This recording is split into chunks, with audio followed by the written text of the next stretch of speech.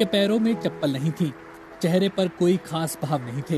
लेकिन राष्ट्रपति ने जब उनके हाथों में पद्मश्री सम्मान थमाया तो बेहद साधारण दिख रहे शख्स के कद का अंदाजा हुआ और वहां मौजूद हर आदमी ने तालियों से इसका स्वागत किया। सोमवार को साल 2020 के लिए जिन लोगों को पद्म सम्मान दिए गए उनमें से कईयों की पृष्ठभूमि बेहद मामूली है, लेकिन इनके हौसले और इनका काम इन्हें असाधारण लोगों में खड़ा कर देता है। ऐसे ही लोगों में से एक हैं कर्नाटक के हरेकाला हज्जाबा।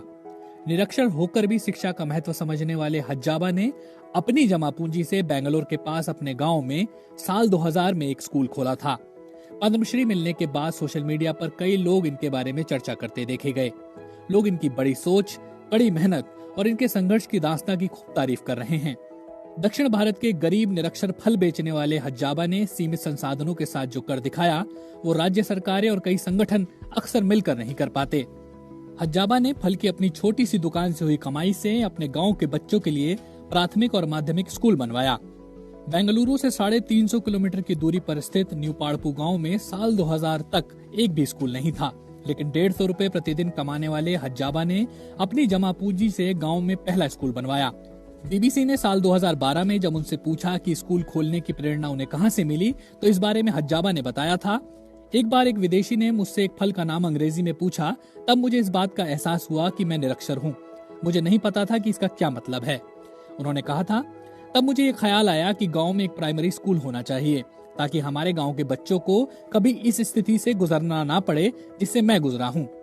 स्थानीय लोग हज्जाबा की इस कोशिश के लिए उनकी प्रशंसा करते नहीं थकते, लेकिन हज्जाबा के लिए प्रशंसा से ज्यादा जरूरी है वो मिशन जो उन्होंने शुरू किया है। साल 2000 में जब उन्होंने इस स्कूल की शुरुआत की तब उन्हें किसी से कोई खास सहयोग नहीं मिला था।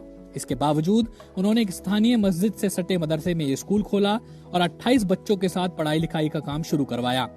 जैसे जैसे स्कूल में बच्चों की संख्या बढ़ी, उन्हें बड़ी जगह की जरूरत महसूस हुई। तब उन्होंने कर्जे के लिए अर्जी दी और अपनी जमा पूंजी से स्कूल की एक इमारत बनाने की शुरुआत कर दी। हज्जाबा की इस लगन को देखकर कई लोग सामने आए और उनकी मदद में जुट गए, लेकिन हज्जाबा के लिए काम अभी खत्म नहीं हुआ था। एक स्थानीय अखबार ने तब हज्जाबा की कोशिशों के बारे में लिखा था और सरकार ने उनकी मदद के लिए 1 लाख रुपए दिए। हज्जाबा ने बीबीसी से 2012 में कहा था, मुझे सरकार की ओर से एक पुरस्कार दिया गया जिसमें मुझे 1 लाख रुपए की राशि दी गई। इसके बाद लोगों ने भी मेरी मदद के लिए पैसे भेजने शुरू कर दिए। तब से लेकर अब तक हज्जाबा को कई तरह की मदद और पुरस्कार मिल चुके हैं और आम लोग उन्हें समाज का नायक मानते हैं। पद्मश्री सम्मान ने हज्जाबा की लगन और संघर्ष की कहानी को एक बार फिर रेखांकित किया है।